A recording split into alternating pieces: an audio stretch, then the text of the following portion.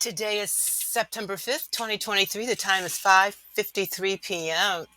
and I would like to read an article. It's Gates Notes, the blog of Bill Gates, handling coronavirus, how to respond to COVID-19 and prepare for the next epidemic too, by Bill Gates, February 28th, 2020. 6-minute read. I have never read this article. We will be reading this article together for the first time. In any crisis, leaders have two equally important responsibilities: solve the immediate problem and keep it from happening again. The COVID 19 pandemic is an excellent case in point. The world needs to save lives now while also improving the way we respond to outbreaks in general. The first point is more pressing, but the second has crucial long term consequences. The long term challenge, improving our ability to respond to outbreaks, isn't new. Global health experts have been saying for years that another pandemic rivaling the speed and severity of the 1918 influenza epidemic wasn't a matter of if, but when. The Bill and Melinda Gates Foundation has committed significant resources in recent years to helping the world prepare for such a scenario. Now, in addition to the perennial challenge, we face an immediate crisis. In the past weeks, COVID 19 has started to behave a lot like the once in a century pathogen we've been worried about. I hope it's not that bad, but we should assume that it will be until we know otherwise. There are two reasons that COVID 19 is such a threat. First, it can kill healthy adults in addition to elderly people with existing health problems. The data so far suggests that the virus has a case fatality risk around 1%. This rate would make it several times more severe than typical seasonal influenza would, put it somewhere between the 1957 influenza pandemic, 0.6%, and the 1918 influenza pandemic, 2%. Second, COVID 19 is transmitted quite efficiently. The average infected person spreads the disease to two or three others. That's an exponential rate of increase. There is also strong evidence that it can be transmitted by people who are just mildly ill or not even showing symptoms yet. This means COVID 19 will be much harder to contain than Middle East respiratory syndrome or severe acute respiratory syndrome, SARS, which were only spread by those showing symptoms and were much less efficiently transmitted.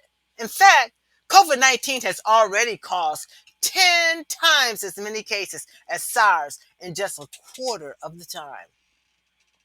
The good news is that national, state, and local governments and public health agencies can take steps over the next few weeks to slow the spread of COVID 19. For example, in addition to helping their own citizens respond, donor governments should help low and middle income countries prepare for this pandemic. The health system in many of these countries are already stretched thin, and a pathogen like coronavirus can quickly overwhelm them. And poorer countries have little political or economic leverage, giving wealthier countries natural desire to put their own people first. By helping countries in Africa and South Asia get ready now, we can save lives and also slow the global circulation of the virus. By helping countries in Africa and South Asia get ready now, we can save lives and also slow the global circulation of the virus.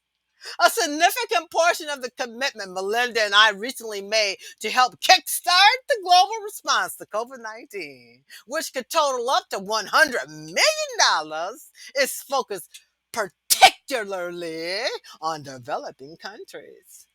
The world also needs to accelerate work on treatments and vaccines for COVID 19. Scientists were able to sequence the genome of the virus and develop several promising vaccine candidates in a matter of days. And the Coalition for Epidemic Preparedness Innovations is already preparing up to 8 promising vaccine candidates for clinical trials. If one or more of these vaccines prove safe and effective in animal models, they could be ready for larger scale trials as early as June. Drug discovery can also be accelerated by drawing on libraries of compounds that have already been tested for safety and applying new screening techniques, including machine learning, to identify antivirals that could be ready for large scale clinical trials within weeks. All these steps will help address the current crises, but we also need to make larger systemic changes so we can respond more efficiently and effectively when the next epidemic arrives. It's essential to help low and middle income countries strengthen their primary healthcare systems. When you build a health clinic, you're also creating part of the infrastructure for fighting epidemics. Trained healthcare workers not only deliver vaccines, they can also monitor disease patterns, serving as part of the early warning systems that will alert the world to potential outbreaks. The world also needs to invest in disease surveillance, including a case database that is instantly accessible to the relevant organizations and rules that require countries to share their information. Governments should have access to lists of trained personnel from local leaders to global experts who are prepared to deal with an epidemic immediately, as well as lists of supplies to be stockpiled or redirected in an emergency. In addition, we need to build a system that can develop safe and effective vaccines and antivirals, get them approved, and deliver billions of doses within a few months of the discovery of a fast moving pathogen. That's a tough challenge that presents technical, diplomatic, and budgetary obstacles, as well as demanding partnerships between the public and private sectors. But all these obstacles can be overcome. One of the main technical challenges for vaccines is to improve on the old ways of manufacturing proteins, which are just too slow for responding to an epidemic. We need to develop platforms that are predictably safe, so regulatory reviews can happen quickly and that make it easy for manufacturers to produce doses at a low cost and a massive scale. For antivirals, there will need to be an organized system to screen existing treatments and candidate molecules in a swift and standardized manner. Another technical challenge involves constructs based on nucleic acids. These constructs can be produced within hours after a virus's genome has been sequenced. Now we need to find ways to produce them at scale. In addition to these technical solutions, we'll need diplomatic efforts to drive international collaboration and data sharing. Developing antivirals and vaccines involves massive clinical trials and licensing agreements that will cross national borders. We should make the most of global forums that can help achieve consensus on research priorities and trial protocols so that promising vaccines and antiviral candidates can move quickly through this process. These platforms include the World Health Organization's Research and Development Blueprint, the International Severe Acute Respiratory and Emerging Infection Consortium Trial Network, and the Global Research Collaboration for Infectious Disease Preparedness. The goal of this work should be to get conclusive clinical trial results and regulatory approval in 3 months or less without compromising patient safety. Budgets for these efforts need to be expanded several times over. Then there is the question of funding. Budgets for these Efforts need to be extended several times over. Billions more dollars are needed to complete phase 3 trials and secure regulatory approval for coronavirus vaccine. And still more funding will be needed to improve disease surveillance and response. Why does this require government funding? Can't the private sector solve this on its own? Pandemic products are extraordinarily high risk investments, and pharmaceutical companies will need public funding to de risk their work and get them to jump in with both feet. In addition, governments and other donors will need to fund, as a global public good, manufacturing facilities that can generate a vaccine supply in a matter of weeks. These facilities can make vaccines for routine immunization programs in normal times and be quickly refitted for production during a pandemic. Finally, governments will need to finance the procurement and distribution of vaccines to the populations that need them. Obviously, billions of dollars for anti-pandemic efforts is a lot of money. But that's the scale of investment required to solve the problem. And given the economic pain that an epidemic can impose, just look at the way COVID-19 is disrupting supply chains and stock markets, not to mention people's lives. It will be a bargain. Finally, governments and industry will need to come to an agreement. During a pandemic, vaccines and antivirus won't simply be sold to the highest bidder. They'll be available and affordable for people who are at the heart of the outbreak and in greatest need. Not only is this the right thing to do, it is also the right strategy for short circuiting transmission and preventing future pandemics. These are the actions that leaders should be taking now. There is no time to waste. This post was originally appeared on the website of the New England Journal of Medicine. I wrote there before the need for a global pandemic response in 2015 and about the threat posed by a novel respiratory virus in 2018. Ooh, isn't that interesting? Did you hear how Bill was talking about this? Listen, y'all, the 2024 presidential election, will they happen? I mean, Bill Gates was adamant about we got work to do. We got to raise some money for these vaccines. Do you mean this is what he said? He said, you got to raise money for these. This is February 28th, 2020.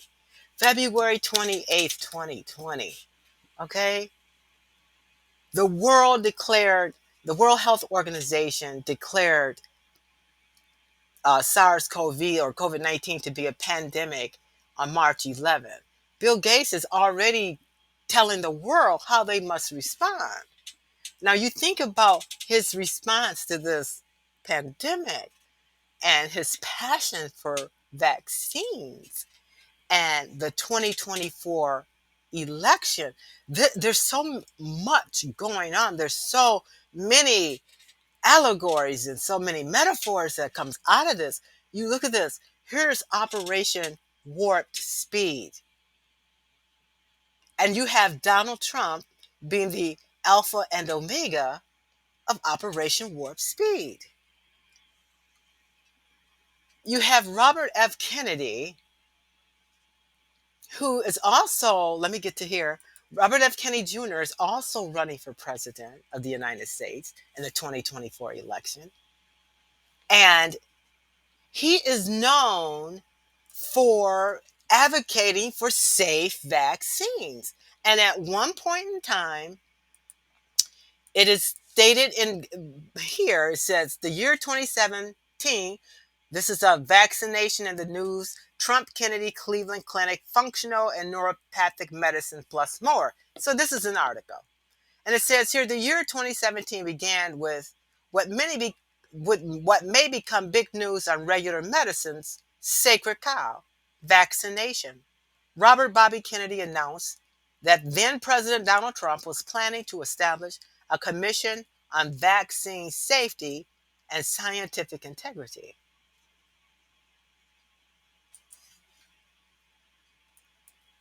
President Trump is running for office in 2024. Bobby Kennedy is running for office in 2024. And it's known that they both they have some messaging on vaccine safety. Now, the vaccine commission on the vaccine commission on safety never materialized, but during a pandemic and the vaccine protest and everything about this vaccine is going to come to a head during the 2024 election.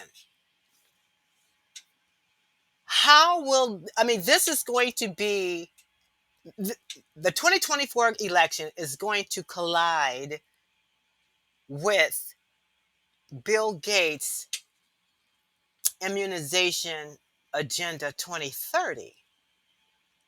I could say so much more about this, but I've already said so much now, and I'm going to bring it all back. But you think about the dynamics of having Robert F. Kennedy running for president, Donald Trump running for president, and President Trump being the alpha and omega of Operation Warp Speed, and Bill Gates' fervor, his passion for the vaccine.